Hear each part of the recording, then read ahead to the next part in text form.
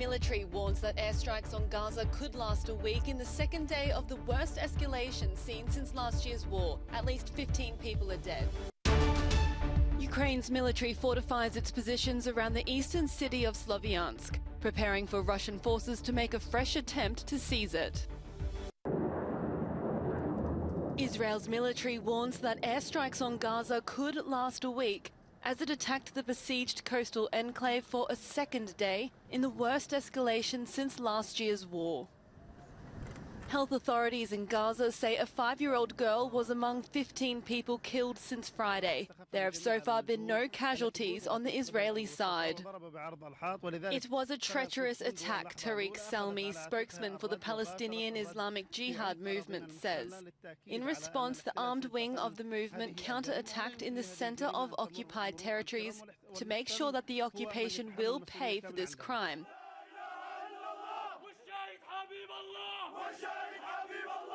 Despite the ongoing threat, hundreds attended the funeral of a Palestinian man killed in the strike. Israel's defense minister Benny Gantz says we have thwarted and will continue to thwart many terrorists planning to launch rockets from Gaza to Israel. We have hit dozens of terror facilities used by Islamic Jihad. Israel has hit more Islamic Jihad militants and weapon depots hidden in residential areas. Palestinian militants have fired at least 200 rockets at Israel, most of them intercepted, setting off air raid sirens and sending people running to bomb shelters. The European Union has called for maximum restraint on both sides. Egypt says it's in talks to calm the situation. Ukraine's military is fortifying its positions around Sloviansk in the country's east, preparing for a fresh Russian attempt to seize the strategic city. As heavy ground fighting continues on the front line just kilometres from Sloviansk, members of Dnipro 1 Regiment are digging in after a week of relative calm. In Konstantinovka in the Donetsk region, cleanup begins after a horrifying night of shelling. Once the sun rose, residents emerged from their homes and shelters to find houses and schools completely destroyed. Now you can see the clock has stopped, this 82-year-old woman says. There, at that time, at 20 past midnight, the shelling began. Russian military has released these images of humanitarian aid being delivered to occupied parts of the Kharkiv region. Critics are accusing Moscow of bribing the population, but Russia says providing assistance is in accordance with the rules of conflict. And the EU has accused Russia of breaching nuclear safety rules after rockets damaged part of an occupied nuclear plant in Zaporizhia. The foreign policy chief has called it another example of disregard for international norms. Touretsk is on the front line of Ukraine's war with Russia. Yet all around you can see cyclists pedalling around the streets, going about their daily business as if defying the surrounding danger. Alexandre is a former miner. How am I supposed to drive, he says. Petrol's expensive and I need to get around. It's a similar picture in Kramatorsk.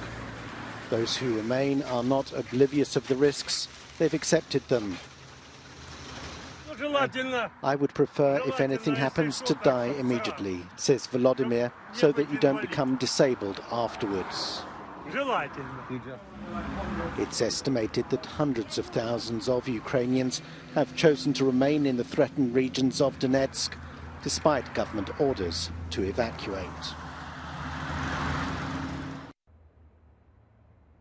Archie Battersby, the British 12-year-old who had been at the centre of a legal battle between his parents and doctors, has died.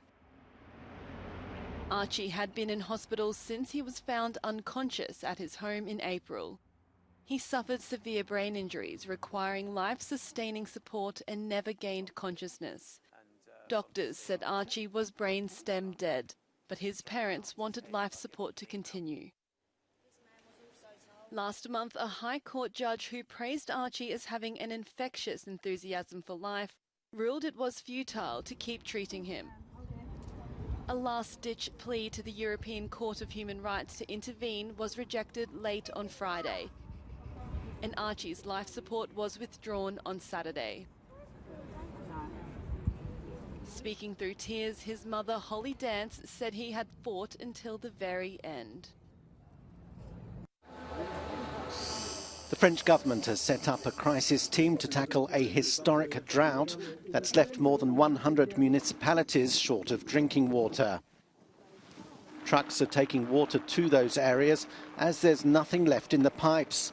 Minister for Ecological Transition, Christophe Béchu, said. This is a situation like nothing we've ever seen, he told reporters. And the bad news is that as far as we can see, there's no reason to think it will stop. The heat wave that has baked France since June has prompted trees and bushes to shed their leaves early, creating scenes that look autumnal. In Rome, residents and tourists cooled off at the many water fountains dotted across the city. Popular tourist destinations such as Florence and Palermo are among 16 Italian cities on the red alert list, with temperatures topping 40 degrees Celsius. Dutch Minister of Infrastructure and Water Management, Mark Harbers, has called on citizens to shower quicker and not to wash their cars or water the garden because of the current water shortage in the Netherlands.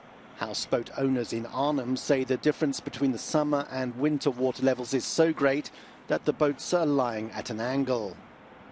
And levels on the Danube in Romania have dropped so much that sand islands surfaced in the Calafat region.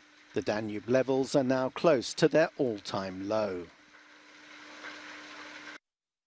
Conservative conspiracy theorist Alex Jones has been ordered to pay 48 million euros in damages for making false claims that the 2012 Sandy Hook school shooting was a hoax. A jury in Texas added 44 million euros in punitive damages against the radio host to 4 million euros already awarded in compensatory damages.